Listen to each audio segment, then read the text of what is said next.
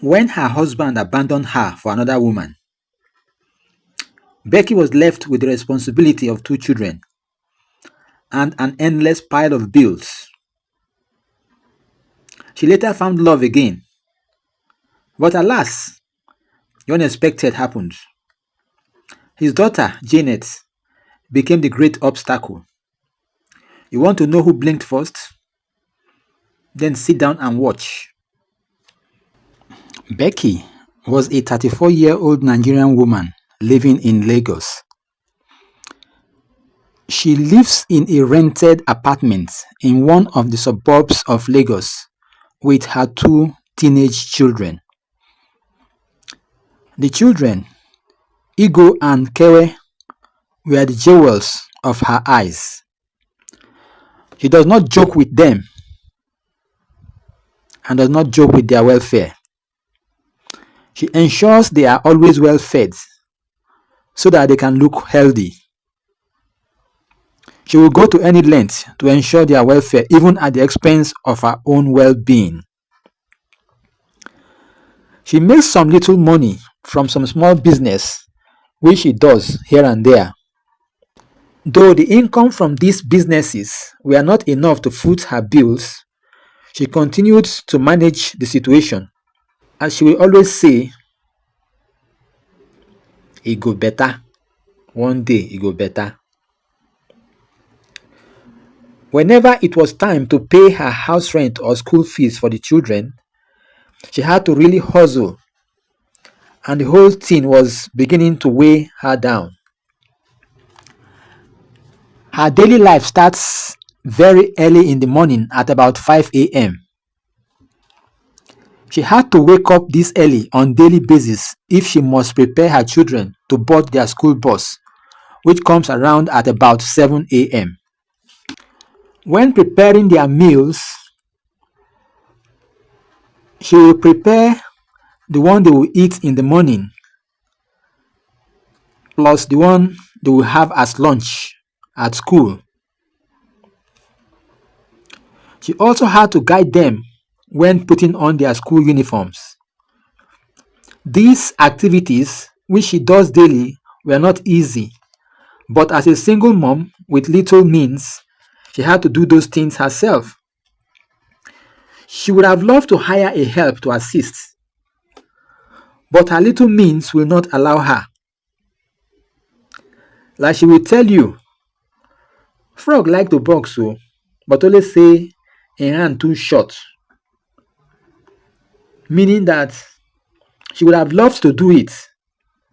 She would have loved to hire a help, but she doesn't have the means to do that, as her income is very, very minimal.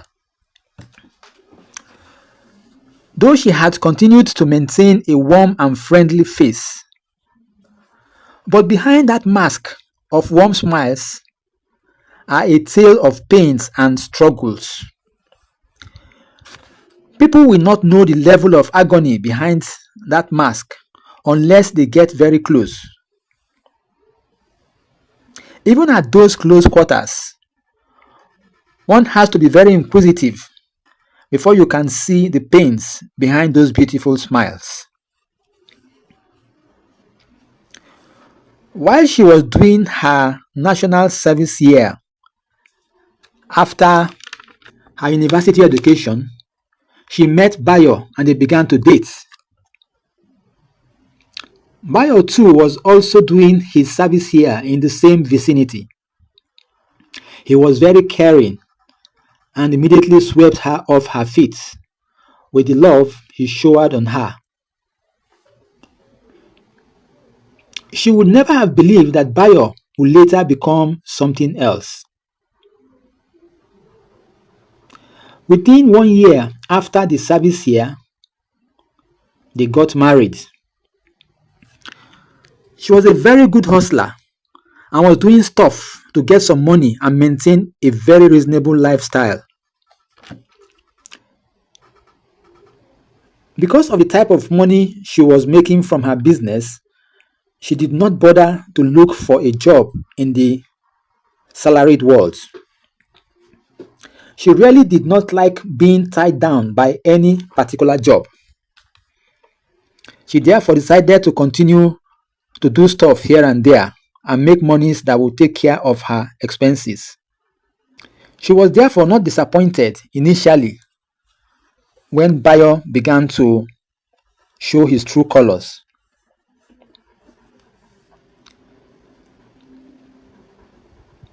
Bayo himself got a job in a private farm. The job was very demanding, or so he claimed. The salary he was making from the job was barely enough to see them through. But they kept pushing, hoping that things would get better. Soon the children began to come. As the children came, so did the accompanying headache that comes with additional mouths to feed. Handling the expenses of parenthood became too much. But instead of looking for what to do about his meager income, Bayo became complacent. He will always say, "Man no fit kill himself, Jerry." It is either he did not know what to do or was just plain lazy to think. Meanwhile, Becky continued to increase her hustle and was virtually the one taking care of the children. Things became very bad after the birth of the second child. At that point, Bayo was not contributing anything to the house. For Becky, it wouldn't have made any difference if Bayo was not working. But for a guy who claims to be working, such attitude became unacceptable to Becky. Things got to a head when the local gossip mills began to talk of how Bayo was seeing another woman. Becky was someone who keeps to herself a great deal, so did not hear about the stories that were making the rounds about his husband Bayo and a number of other women. Becky had only one friend in the area, and her name was Mama Jeanette. Mama Jeanette was very popular in the area and had her ears to the ground. So she always gets to hear stories about virtually everyone living in the environment. It was therefore not a surprise when she approached her friend Becky to find out the true state of things. The two of them were so close that they usually converse in pidgin English. "Mama Jeanette, Becky, my dear, sorry oh, how you dey?" "Becky, we dey fine. How your family now?" "Mama Jeanette, we dey fine too. How this kind thing dey happen and you no tell us? We be your friends now." "Becky, wetin you dey talk about?" "Mama Jeanette, you dey hide am from me? Even if you hide am from any other person, you no suppose to hide am from me now. You know say my ears full ground. I must hear. You don forget say nothing go happen for this area wey dem no go tell me. Your husband and him baby mama go do Thanksgiving party yesterday for the girl pikin wey Funke just drop for am, and you no tell us. We don hear finish now." When Becky heard that, she almost fainted, but she managed to pull herself together until she got the whole gist from Mama Janet. Becky had heard a lot about Funke. All the news she got about her were from the same Mama Janet. She has heard that Funke was a young Alaja who lived in the next street. She was always elegantly dressed and lives a life of affluence. The small business she does cannot generate the type of income that will support such lifestyle. People have therefore continued to insinuate that she is a diabolical woman. These same rumor mills had it that she was using some diabolical means to seize the star of the men that slept with her. They said she will turn their heads in such a way that they will forget their households. They said that when she handles any man, She uses her diabolical means to confuse the man until he is stripped bare financially. Becky began to put two and two together to begin to understand why Bayo had abandoned the house.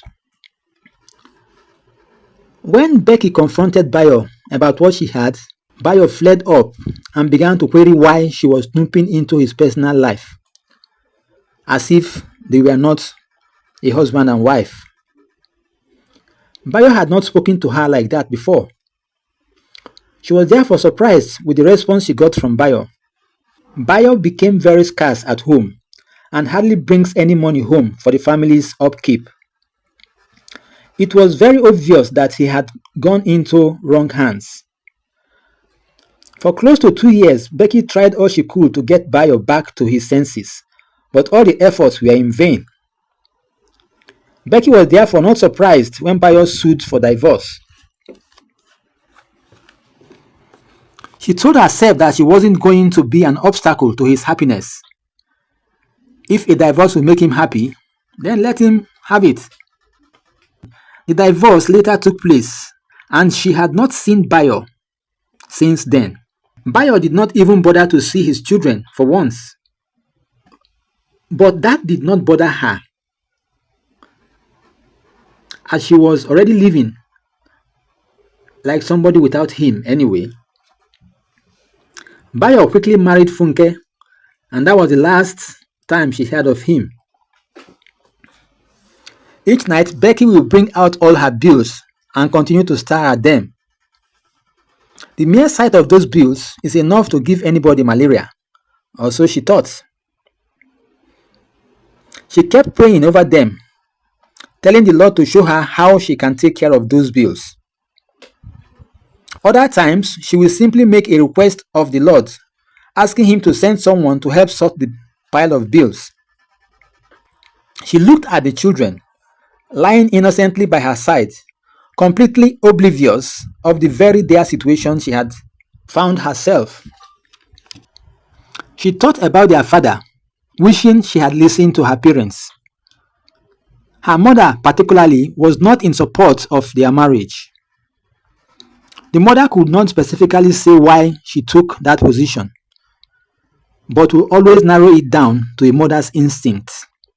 Eventually, Bayo began to show his colors. Becky began to put her mother's objections into perspective.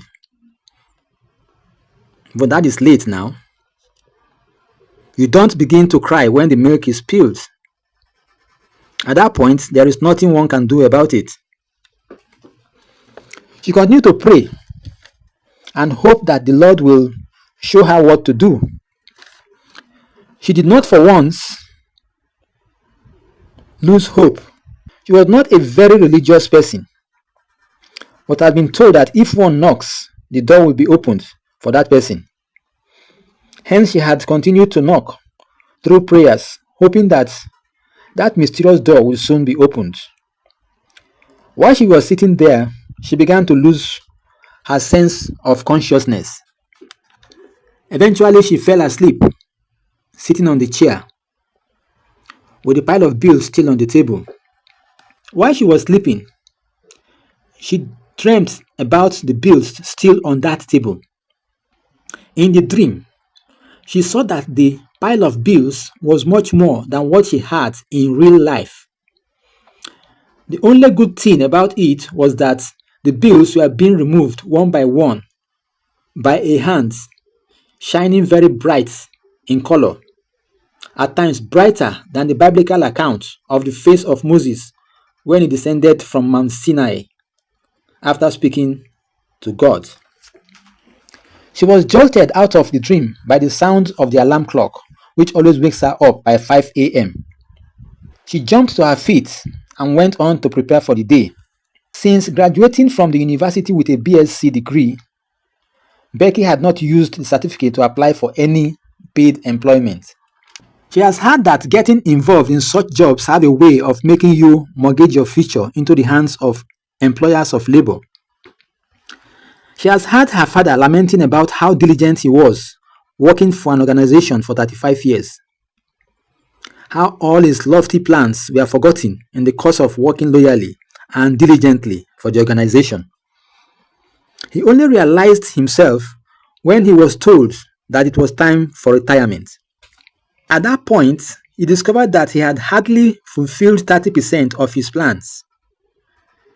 Since then, the father had not stopped to lament like a man taken out of the books of lamentation. After listening to her father's lamentations, she told herself that she was not going to be caught up in a life like that. But here she was, thinking of an escape through that same route. She eventually decided to go and apply for a 9 to 5 job, though she promised herself that it was going to be a stopgap solution to her problems. She finally got a job in a small finance house in town. The pay was small, but the demands of the job was flexible, enough for her to also accommodate the demands of her children. Hence, she quickly grabbed the opportunity, like a monkey that was offered a stick of banana. While working on the job, she discovered that she could do some side hustles and still have time enough for her kids. After some months of working the 9 to 5 job, she observed that not all the bills could be taken care of. The fact is, there were just too many of them, ranging from NEPA bill, school fees bill, maid's bill, cleaner's bill, house rents, etc. Though the stress was reduced when the income from the job began to augment that of her side hustles. As a single mom, she began to have 1 or 2 persons that were willing to help pick up some of the bills. But it goes beyond just paying bills. You have to realize that even in Freetown, there is no place where the people serve you with free lunch. You have to pay for each plate of food that you were served. At times, the cost could be heavy and brutish. She continued to tell herself that this was not the kind of life she wants to live. She was brought up in a decent home where her parents believe in the sanctity of marriage. She therefore craved for something more than just being anyone's side chick. As she had come to understand, being a side chick has its consequences. Most men no send you message o. When the chips are down and their wife them know, you are just like an ordinary toy that the baby could get satisfaction from. After which the toy is discarded like a dirty rag. You never know if somebody was coming at you with a pot full of boiling water. Over time, she had heard stories of a side chick whose face was disfigured by some liquid thrown at her by an angry housewife. She would always end with, "I still like my face, so I beg, no day for wahala." Above all, most of the time, you have to be hiding in the background the way a rat hides from the cat. She continued to tell the Lord that she was not cut out for this kind of life. Soon, Becky began to realize that it was not really the low level of her finances alone that was stressing her. She began to think that she wanted something much more than money. She wanted love. She wanted a man she could call her own again. Ever since she went through the pains of a bad relationship, which ended in a bitter divorce, she now began to feel the real hunger for a man in her life once again. It is not like the men were not coming. She was the beautiful and approachable type. Her beauty was not only outwardly, like many other women, but she had this inward beauty that you hardly find in most women in her class. Most often, the men that came into her life want her but do not want her children. But these are not the type of men she was longing for. As she said, any man who really wants me must also want my children. There are no two ways about it. Anybody who like monkey must like him pikino, as the locals will put it. So she continued to pray and wait for the right person. At times, she began to doubt herself. Was she damn too sincere? Because most ladies in her shoes would have moved their children away from public glare. By the time the man gets to know about it, things would have been at a point of no return. But that is outright deception, and she was not going to do that. Because at the end of the day, the man would still hear, and a very sweet relationship would have been strained.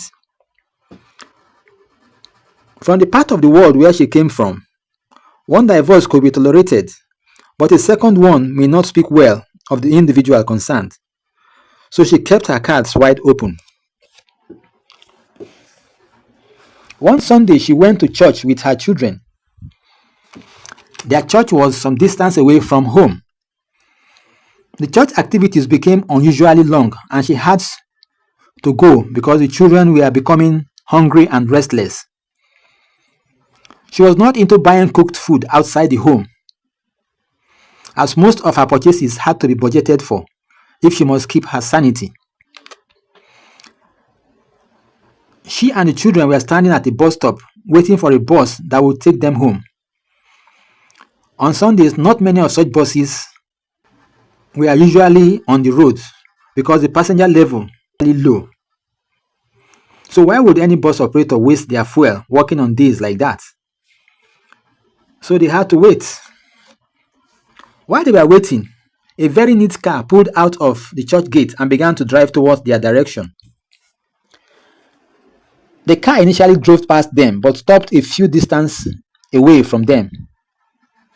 There was only one occupant in the car and was beckoning on them to come.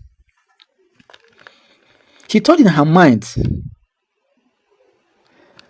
here we go again, thinking it was one of those guys who drove around on Sundays looking for some innocent girl to devour. But one of the children, out of the inquisitiveness of a child, took a proper look and shouted, "Mommy, Mommy, that is Uncle Frank, our Sunday school supervisor."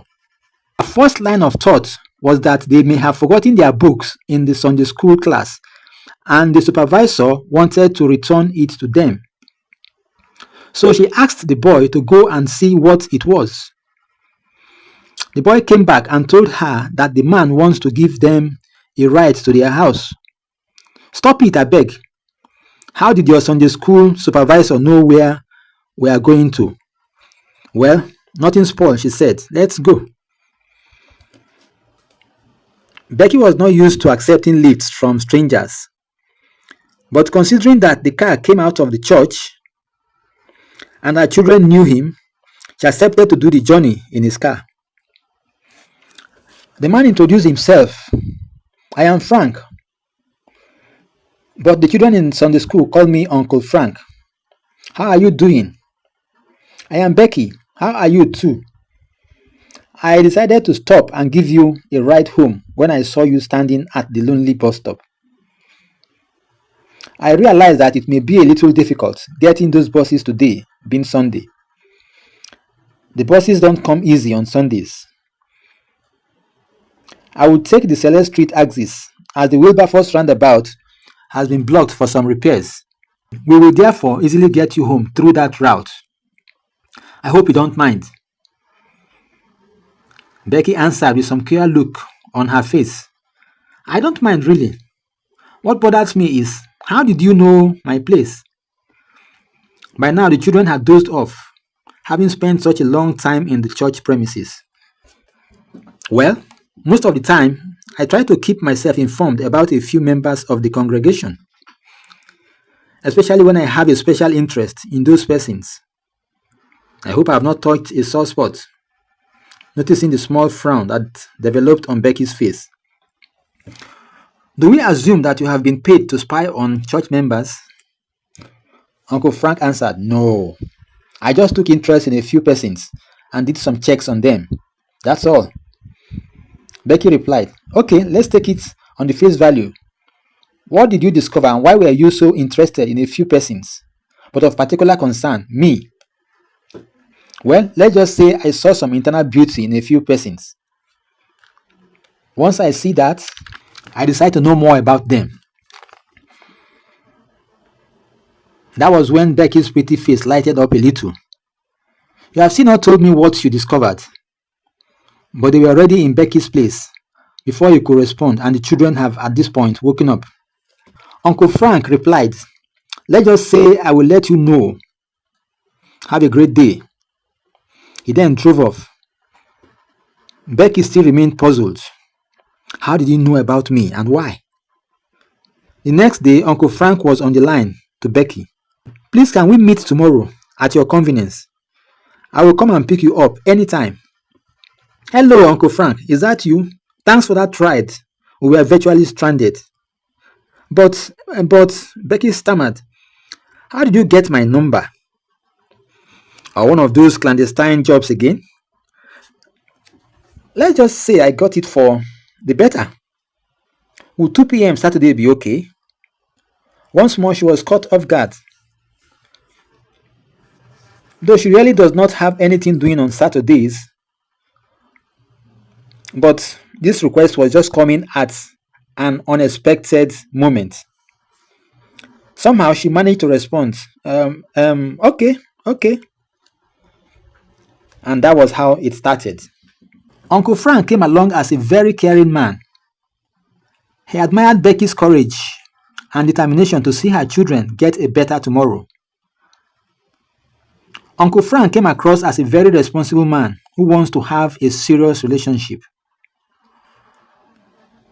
Uncle Frank had a very nice wife whom he loved so much. She loves him too and gave him 3 beautiful children, 2 boys and a girl. A few years back, she died of cancer. Frank was very bitter and remained unconsolable for a very long time. He felt that the loss of his wife was like a part of him taken away. Each time he remembers her, he becomes very moody and tends to lose his sense of living. It got to a point where people began to think that he was beginning to lose his sanity. They began to draw his attention to the fact that he was falling into a state of depression. He was counseled and told that the consequences of depression could be catastrophic and sometimes lead to loss of sanity and or outright loss of life. He only began to take control of himself when he, as a person, began to notice that he was beginning to lose his sanity. When people began to ask him questions like, "Frank, what is wrong with you?" it became obvious to him at that point that he had to pull himself together. Meanwhile, his businesses began to collapse as a result of his lack of care for them. Eventually, he was able to overcome the situation and has since bounced back. He owns a number of thriving businesses all over Lagos and in other parts of the country. He later began to attend a nearby church where he saw Becky and began to investigate her background. Having satisfied himself, he proposed to Becky. Becky too had done a background check on Frank. She found that all that he told her about himself jived with the information she got. She eventually let loose her guards and accepted his proposal. They soon began to plan for marriage. Becky was so excited that she had found love again. This time it was not just love for her alone, but love for her children as well. Frank already had 3 children, 2 of whom were overseas. The third one, a girl, was staying with him here in Nigeria. This girl, Janet, was a carbon copy of her mother. She had been guarding her father jealously and does not want to hear anything about his getting remarried. So when she got wind of the whole arrangement, she raised hell. She vowed never to allow this marriage, or any other one for that matter, to take place. She threatened fire and brimstone if the arrangement should go on. Becky, on the other hand, had found love. She knew what she went through before she got to this point. She was not ready to back down now. At least not for one young lady whose interests she did not threaten in any way, or so she thought. This marriage can only be stopped by either herself or Uncle Frank. That was her thinking. Even though she was acting with some level of courage, she still had some fears inside her. Would this young woman therefore be the one to crumble her dreams? My people, this matter serious. Oh. We never know where or how it go end. For now, I sit down look with you. What would you do if you were Becky or Uncle Frank? Please let us have your reaction in the comment section of this video. We shall also be glad if you will share, comment, and subscribe to this video. Such reactions will enable us know how to serve you better. On another note, have you been able to watch my last video? It was another grass to grace story of how Ben, once a newspaper vendor, went from hawking to become the owner of a business empire that traversed many businesses in the country. Please check it out. You will enjoy it. Thank you for listening.